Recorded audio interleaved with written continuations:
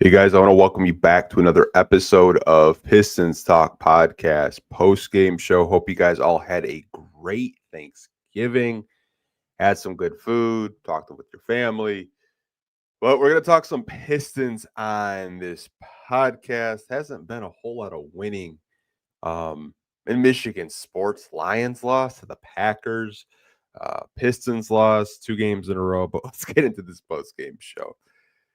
To start off, this was an in-season tournament game. Both the Pistons and the Magic were undefeated in their group play, so there was a lot of at stake for this particular game. And right off the bat, as soon as I saw who the officials were, I knew this game was going to just be chaotic. And I'll get into the official a little bit later before we do open up the show for questions and comments and overall thoughts if you are watching live on YouTube. But Desmond Bain bumps Cade Cunningham. JB took a timeout and he kind of just like puts his shoulder in the Cade, kind of bumps him. Don't know if that was intentional or not, but knowing Orlando, knowing Desmond Bain probably was. JB got a tech for it, for letting the officials know that, like, hey, if you don't get a hold of this game, it's going to get out of control. So within the first 2 minutes, technical foul. Desmond Bain, ironically, was shooting the free throw, even though he initiated the contact with Cade. In this first, the defense was very alert early on when Cade was out there. Orlando was forced to take a timeout. Pistons had a 23-10 lead after Stu hit a three-pointer in the corner. Stu's impact off the bench, I thought, was really huge very early on in this first quarter. He had 8 points, but didn't score after that, really. But the bench unit just really couldn't keep this lead. And that's been a thing all season. It's been a thing where, like, when Cade hits the bench and you have the Levert minutes out there, this team struggles to generate any type of consistent offense when Cade is sitting. And that's not a good thing. They're so Cade dependent right now. If the guy's not out there for close to 40 minutes a night, any leads that you do have dwindle. And that's exactly what happened. You were up as much as 12 points in this first quarter, and Orlando goes on a little run, and you only have a 2-point lead when you end the first 33-31. The Levert and Ivy minutes, I think, just really hurt the flow. Jaden Ivey obviously has, come back from his knee procedure, but throwing him out there being the point guard against Anthony Black and Jalen Suggs, I probably wouldn't have done that, just because, like, those two in particular are just dogs defensively. Ivy had 3 turnovers in this one and only 10 minutes played. But I mean, I thought it just really hurt the flow of the offense. If you're going to play Levert out there, cool. I don't really think that you can play both of them out there. Maybe you play Dennis Jenkins a little bit more in that situation, which he did get some clock tonight, but he only got 8 minutes. I would have loved to see him at least get 12 to 15. I think he's earned it. But again, 10 of the first, the Pistons had a 2-point lead. Going into the second, Magic gained momentum, towards the end of the first and going into the second. They were on a 24-6 run. Orlando was really pushing the pace in transition. They're one of the better transition teams. I believe they're the second best team in the NBA and just pushing transition, get the rebound, outlet pass. And that's something that I think that they did all game, and it was on full display. There was a lot of turnovers with this team. We'll get into that a little bit later. But, it was just kind of Pistons had to, fight an uphill battle to keep this game particularly close in the second quarter, and they did. It was 59-58 going into halftime. So Pistons trail one after, going out to an early lead in the first quarter. Coming out of halftime, Sar Thompson picked 2 quick fouls on Wagner. The first one, I didn't really feel like it was a foul. I felt like Franz is a baiter. Like, if he feels contact, he just kind of flails and flops a little bit. And that was the first foul very early on in the third quarter. The second foul with the Sar, he was just trying to defend. Franz out there, and he picked up a foul, put his body on him, and he had to go to the bench because he had 4 fouls, and they weren't really going to mess with him getting in even deeper foul trouble. So we didn't really see a star until later on in the fourth quarter. The Pistons' energy seemed pretty high because I think they were just pissed off with the officials. There was a lot of calls where, 50-50, like it either would have been a foul or it wouldn't. But I felt like the Pistons in this one should have been to the free throw line a little bit more, in my personal opinion, even though they did get there quite a bit. Franz was just, keeping the Magic afloat, keeping them having the lead. And they did have the lead to, end the third quarter. Stu picked up his 5th personal foul, so you didn't really get to see Stu as much as you'd like to. Going into the fourth, it was more foul trouble. Sarr picked up his 5th. So JB didn't really get to play him until run the last 4 or 5 minutes in this one. Pistons trailed by 12. And they do what they usually do. They fight, they claw, they scrap. They go on a 10-0 run. Duncan Robinson hits a huge 3-pointer, gets it within 3. Next possession, Cade comes down, hits a 3-pointer as well, ties the game at 100 with about 3 minutes to go. And the last 3 minutes of this game was very chaotic. It was very nerve-wracking. It was 110-109. And the offensive rebounds that Orlando got, the first one, it seemed like Duren had a grab on it, but Orlando, they're very handsy. They kind of poked the ball away, so they got the ball back, take another shot. Asar Thompson didn't box out, so Orlando got another possession there. And then they shot it again and got the ball back. And that's just man, I would have loved to see Stu out there in that situation. A little bit more size to grab those rebounds. But I mean, those rebounds, I think, what really hurt you, because there were still around 30 seconds left on the clock. Like if you would have sealed the rebound, maybe you call a timeout, maybe you kind of just take it up the court, just run your offense, try to get back into this game, because it was only a 1-point game. It was 110-109, but they go to the free throw line. It was 112-109. Cade missed his first free throw, so they decided, you know what, we're going to miss this free throw intentionally. And Cade played it up perfectly, shot the ball, went right back to him, tries to pass it back to Duncan Robinson for a 3. Anthony Black makes a hell of a play on the ball, and the Magic squeeze out a 3-point victory in Detroit at Little Caesars Arena on this Friday night. 112-109 was the final score. Before we do open up the show to any comments, questions, overall thoughts with this one, I do want to go over the box score, team stats, and then one particular official I do want to kind of talk about, because it's getting to the point where it seems like every time he does officiate a Pistons game, there seems to be a problem. So let's get into the box score first. So if we're looking at the box score tonight, Tobias Harris in 30 minutes played. He had 18 points in this one, 8 out of 15 from the field, 1 out of 4 from 3, 1 out of 1 from the free throw line, 5 rebounds. And, did his thing, plus 15. You look at the starters, they were all in the plus column and the plus minus. Duncan Robinson, he had 9 points, 3 out of 12 from the field, 3 out of 11 from 3. 1 rebound, 3 assists, 3 steals. I thought this was a better Duncan Robinson defensive game, but he has had games recently, these past 3, where he's not shooting the ball particularly well.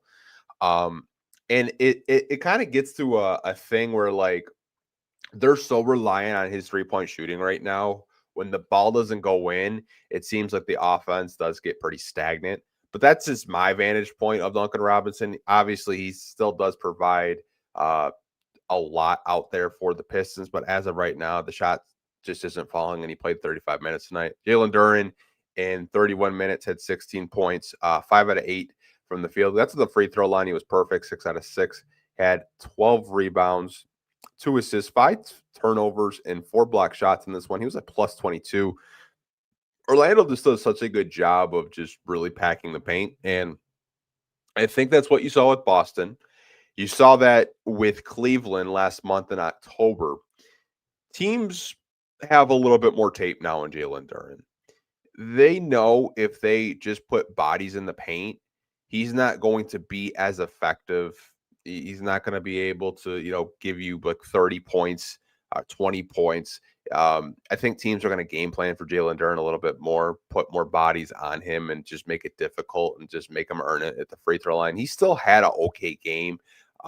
Would like to see him shoot a little bit more, 5 out of 8 from the field, but I thought overall he had a okay game. I saw a little bit more energy from him on the defensive end of the floor, trying to protect that rim tonight. So maybe the coaching staff talked to him about playing on both ends and trying on both ends, because I haven't seen that kind of effort in probably a week from him on the defensive end of the floor. So Cade Cunningham in this one, we all know, played 40 minutes, 39 points. They did take a point away from him. Apparently he had 40, but they took a point away. I guess a 3-pointer was really a 2-pointer. Who knows? 13 out of 26 from the field, 4 out of 7 from 3, 9 out of 12 from the free throw line, 13 rebounds, 11 assists, 8 turnovers, which you don't like to see in that one. He was a plus 16.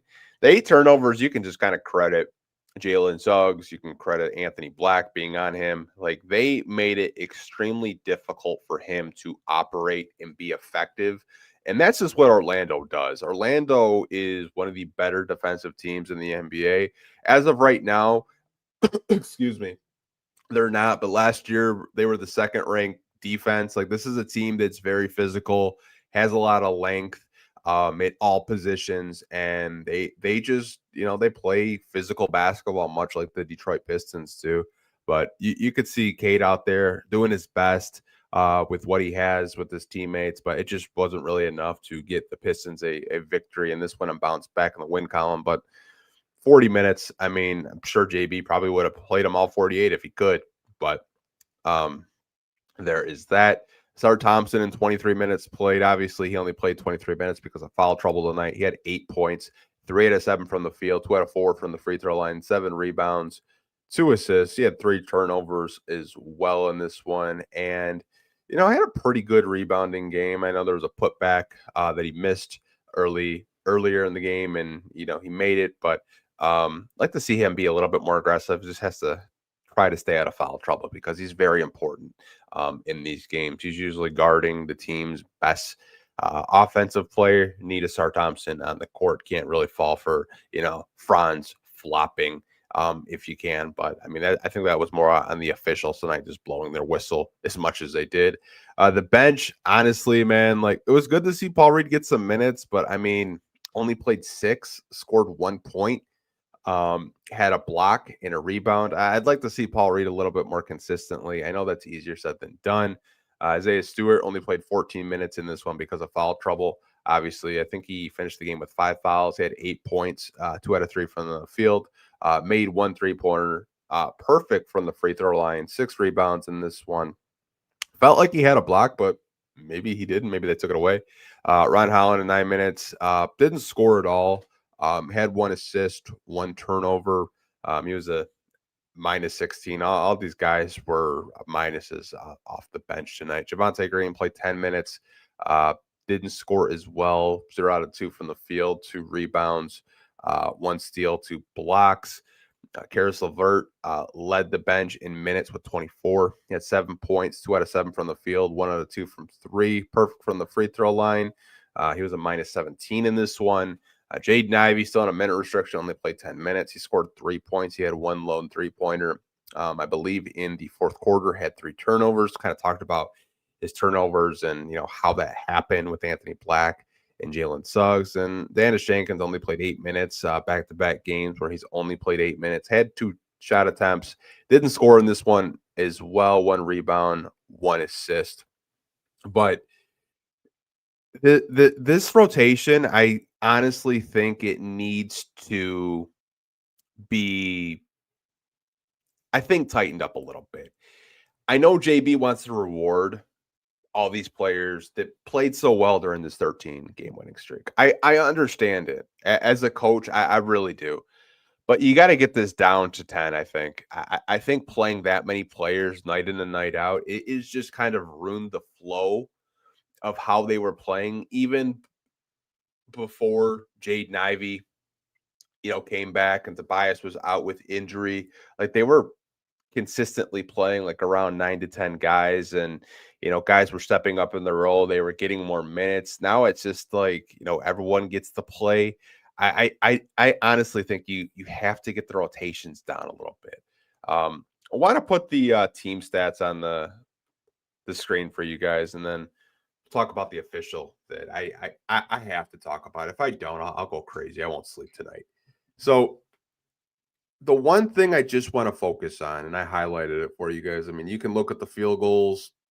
Obviously, Orlando had more possessions than us. Both teams shot pretty piss poor. The Pistons shot 44% from the field. Orlando shot 41% from the field. Neither team shot well from three. Orlando shot 17%. The Pistons shot 39%. It's even more crazy that they shot 17% from three when Jalen Suggs hit two big 3-pointers in the fourth quarter. So beyond that point, they were abysmal from three. They're one of the worst three-pointing shooting teams in the NBA. The free throw line, both teams got to the free throw line quite a bit, but that had more to do with just this game and the way it was officiated. The Pistons out-rebounded them. Orlando got just as many offensive rebounds as the Pistons. Pretty sure they got those 4 offensive rebounds in the last 30 seconds of the game, which you hate to see. And I mean, look at the assists. Like Orlando wasn't really playing team basketball. They had 14 assists in this one. Pistons had 22. Orlando did have 15 steals because they're just a very handsy team. But the Pistons had 24 turnovers. It's going to be so hard to win a basketball game when you have 20 turnovers in a game. 24 turnovers is crazy. It's a lot. And you can see the points, conceded off turnovers. Orlando definitely capitalized in that. And they outscored the Pistons in points in the paint, 62-46. And that's something that the Pistons usually dominate in, is points in the paint. And obviously the Pistons did get 3 technical fouls, which I don't even know how they got 3 technical fouls. I mean, I thought the first one was kind of just like, really, you're going to call a technical foul on JB because he's telling you to get control of this game? And looks like he was right, because the amount of times both of these teams went to the free throw line was absolutely crazy. But I want to talk about this official, okay? Well, the official I want to talk about is this man. Now, I usually don't go on rants about officials. But the reason why I want to talk about this one in particular, and if you know who this is David Guthrie. Okay. Now, he gave Cade a technical foul. JB Bickerstaff had to kind of hold him back. And if you were watching the game, I believe it was in the fourth quarter, Cade basically gets elbowed in the side. Nothing. He's visibly upset. He tells David Guthrie what happened, and he gives him a tech, and then he walks away, and he's seen smiling, right? This mofo's smiling. Now, the reason why we want to talk about David Guthrie, remember during the playoffs, Tim Hardaway Jr. is in the corner for 3. Who was that official? Who was standing in the corner? Oh, yeah, it was David Guthrie. David Guthrie was the same official that cost the Pistons a playoff game against the New York Knicks and said, oh, hey, I messed up. You're right. He definitely should have been to the free throw line and had free throws during the playoffs. He also gave JB Bickerstaff an ejection last season in Atlanta. I'm not saying that the NBA needs to investigate David Guthrie, but it seems like every time he officiates a game, there is just some type of chaos. Like, I've never seen Cade Cunningham that visibly upset. I've maybe seen Cade Cunningham in his very young NBA career, was this year 5, maybe crash out twice. One was against OKC last year, and tonight. Like, Cade Cunningham is a very even-keeled player. He's not one of those guys that just gets up there and he's barking in an official's face. He's not one of those players. I'm telling you, like, He definitely has a problem with someone on the Pistons. I don't know if it's with JB. I don't know if it's Cade or just the Pistons in general. But um, NBA definitely needs to look into this official because there's just no way that every time he's officiating a game, uh, something crazy happens like that. We're going to get into comments and questions. I do apologize that I rambled for the first 20 minutes in this game. I just, I see that official. I'm just like, man, like I so knew it. Like I tweeted it out. If you guys follow me on Twitter, I said JB's going to get a tech tonight. David Guthrie's officiating the game. What happens? First 2 minutes, he's giving him a technical foul. But I do want to open up the show to comments and questions with you guys. We're just going to take a quick commercial break. And then after we come back from break, we will answer all of your guys' comments and questions and just kind of have a chill rest of the podcast. We'll be right back, you guys.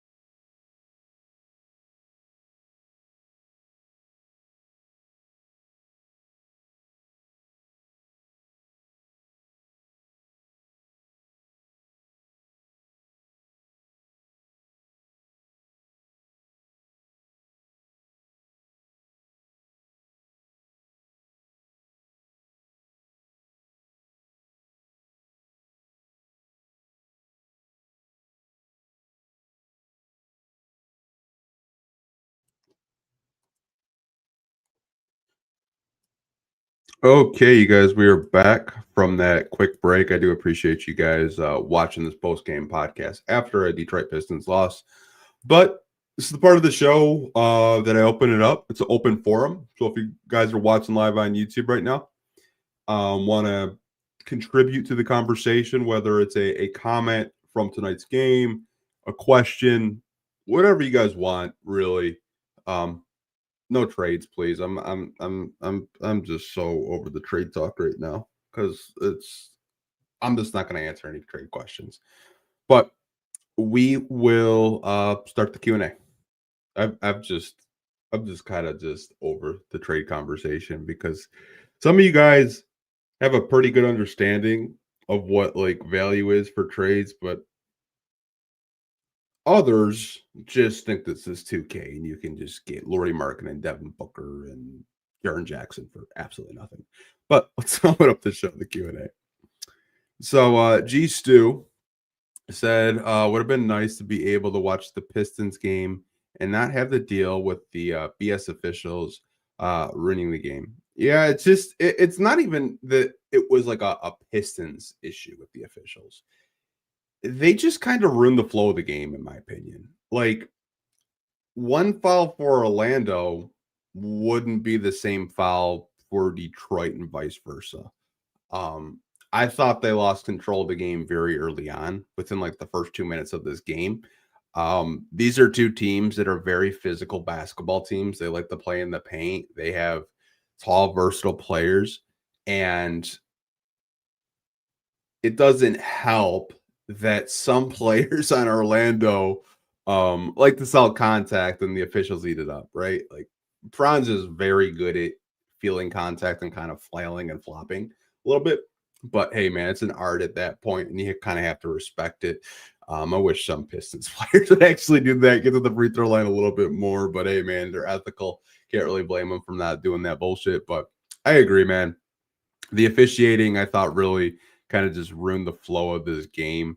And it wasn't just for the Pistons side, even for the Magic side. I felt like, they could have got to the line a couple of times and they didn't. But I mean, hey man, the officials have just been really bad.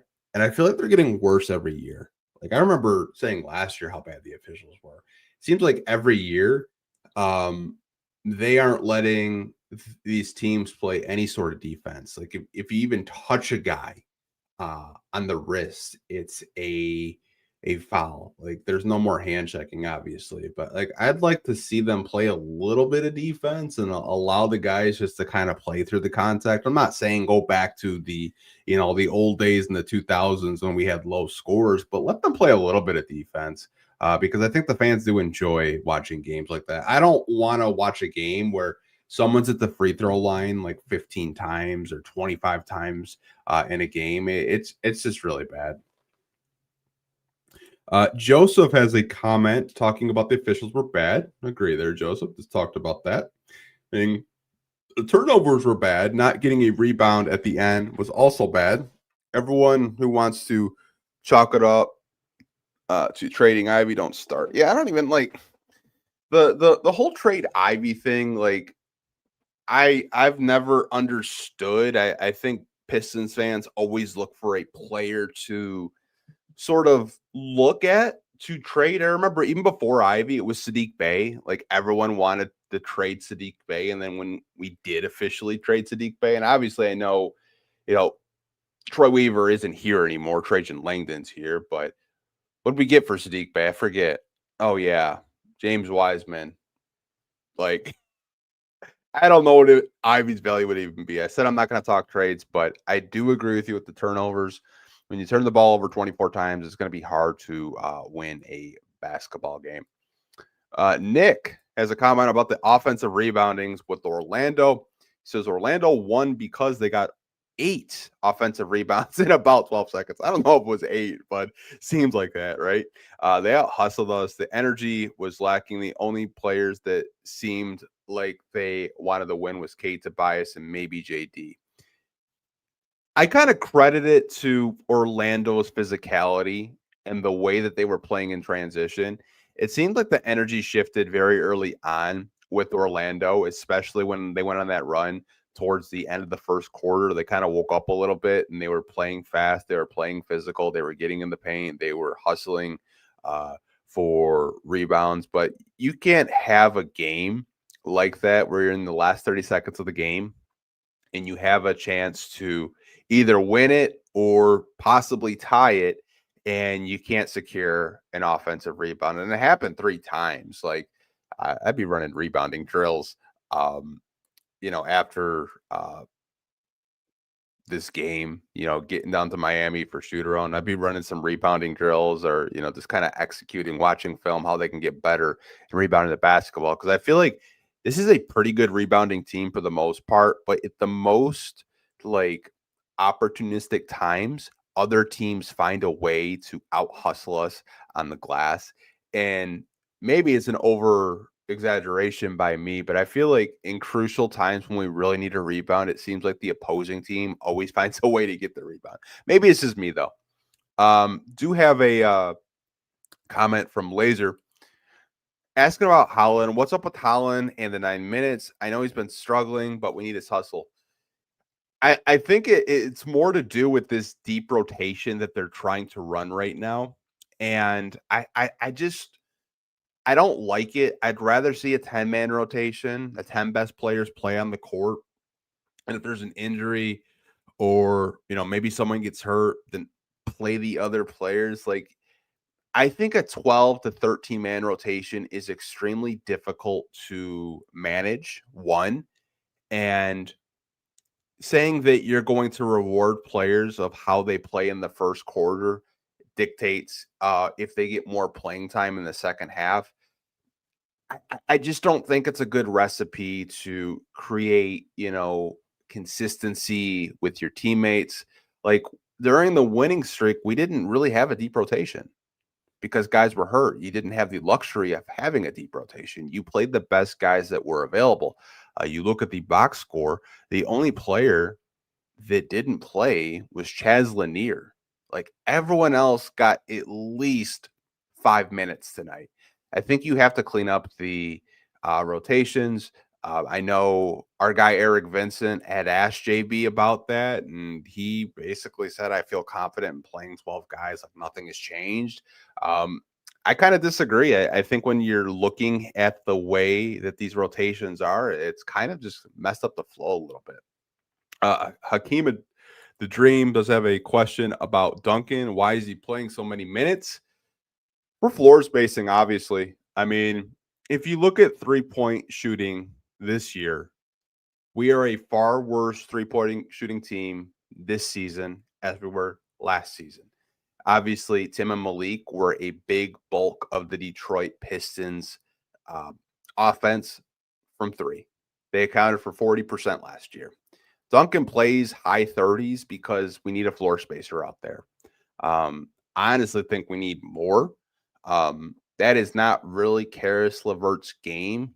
He can hit the occasional 3-pointer or two, and when he gets hot, he can make a little bit. But I mean, they're really missing more perimeter spacing, in my opinion. I think the reason why you see Duncan play so many high minutes, whether it's 30, I think it was 35 tonight, is because JB just needs a floor spacer out there.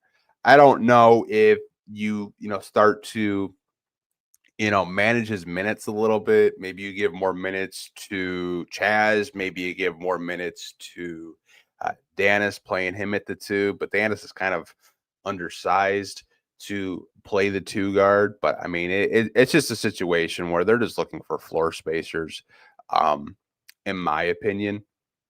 I know there was another question about why is Duncan and LeVert playing more than Danis? It's just veterans at this point.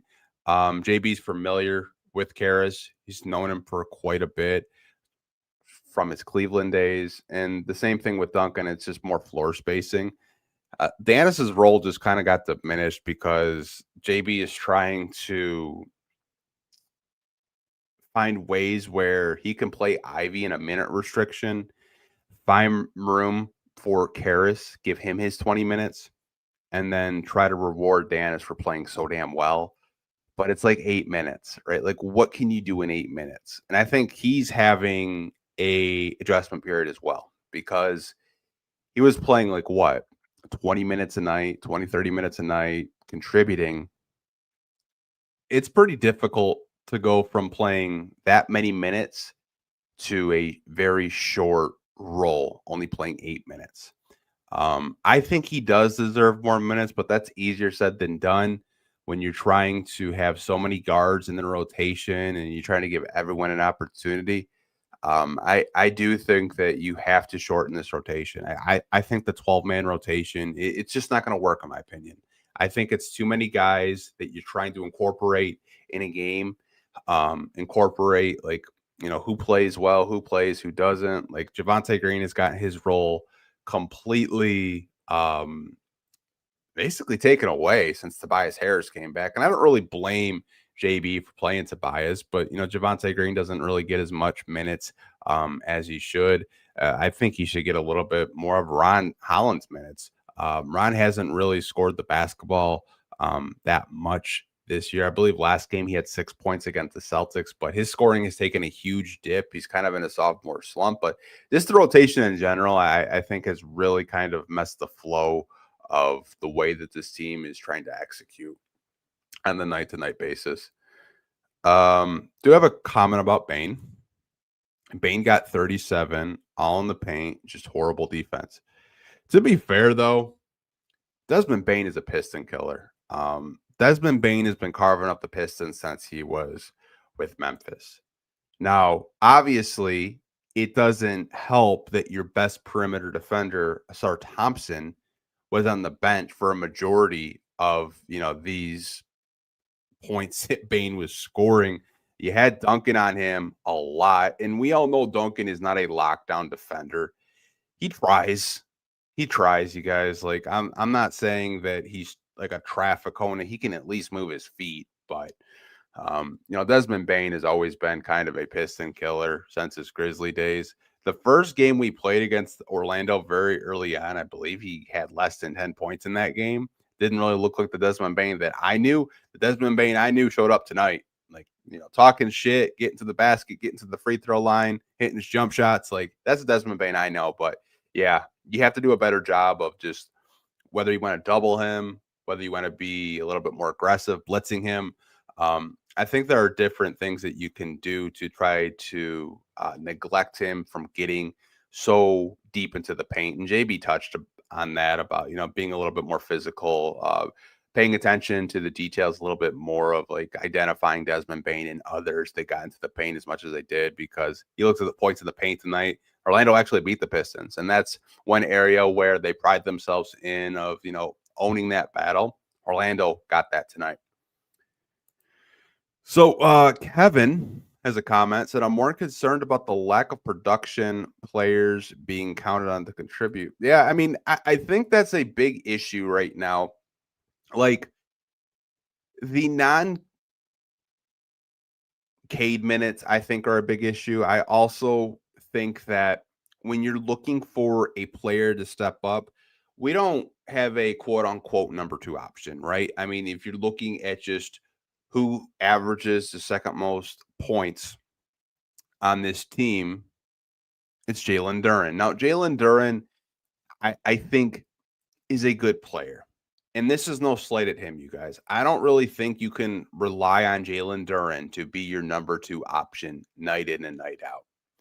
I think another player on this team has to step up. Now, whether that's Tobias Harris, whether that's giving Dennis Jenkins more of a role, whether that's Jaden Ivey stepping up once his minute restriction is lifted. Right now, they don't really have that. During the winning streak, it was different guys on different nights. Like Stu had a game against the Grizzlies. Duren had a couple of games where he was scoring more, but teams are studying more. They're seeing how to kind of negate where Jalen Duren likes to be. And I think a reason why, he only had 8 shot attempts tonight is they knew if we put bodies, closer to the basket, he's not going to be able to get to his spots the way he wants to. But I think it's just a thing right now where like we're looking for that number two option and we just don't have it. Night to night, it differs, it feels like. But I know a lot of fans have definitely mentioned, finding that number two option, whether it's in house or whether you talk about possibly shipping some guys out. I did mention I'm not going to talk on any trades. I'm going to stand by that because we're probably going to talk about it on Sunday when we do a podcast there. But I think it's just a situation of trying to not be so dependent on Cade Cunningham to generate everything.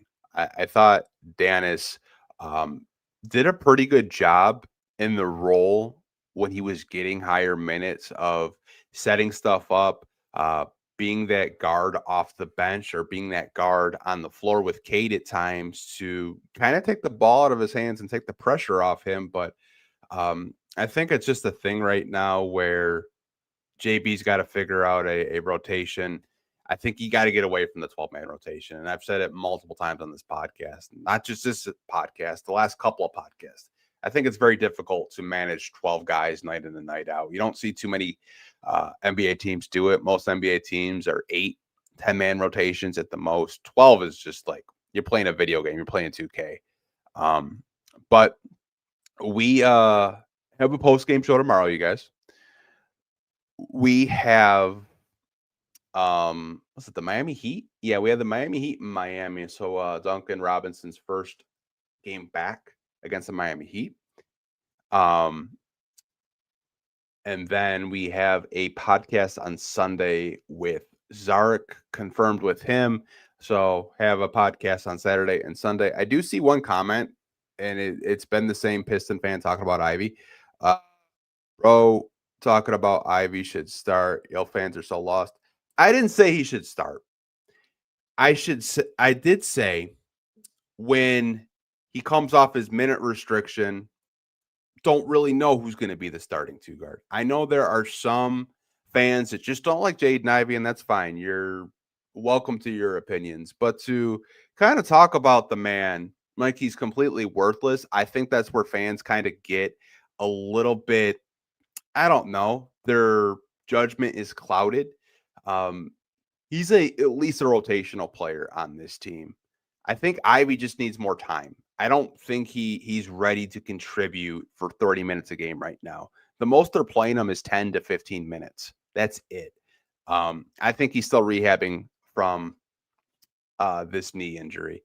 Now you say you're talking to someone in the chat. Now you okay? I get it, but like I understand the discourse with Ivy, right? It's just a thing right now where he's not healthy. You can tell, like, he's still rehabbing from that knee procedure he had. Seems like there's a situation where when he does play, he is making shots. It's good. It's good process for him, but I think he just needs a little bit of time. Like he did play in one preseason game. He had training camp, but I think it's really hard to come back when you're really hot on a winning streak, and then coach says, "Okay, I'm playing you 9 minutes tonight. Make the most of it." And it's just like that's really hard to get into shape playing 10 to 15 minutes a night. But we'll have to wait and see, like when his minute restriction does get lifted. But I do want to wrap up the podcast. We'll see you guys tomorrow on the Pistons versus Miami Heat post game show. Hopefully, it is a win against the Miami Heat. They are much improved, brand new offense. Barely any pick and rolls, a lot of passing, a lot of side to side stuff. So that'll be a big challenge for the Detroit Pistons. They do shoot a hell of a lot of threes, but we'll see you guys on the Pistons versus Miami Heat post game show. And then we'll see you guys on Sunday as well. So we got podcasts tonight, got podcasts Saturday and Sunday. So a lot of Pistons content, a lot of Pistons podcasts that we'll be providing you guys. Hope you guys have a great rest of your night. Have a good weekend, and we'll see you soon. Take care. Have a good night. And as always, go Pistons. Peace.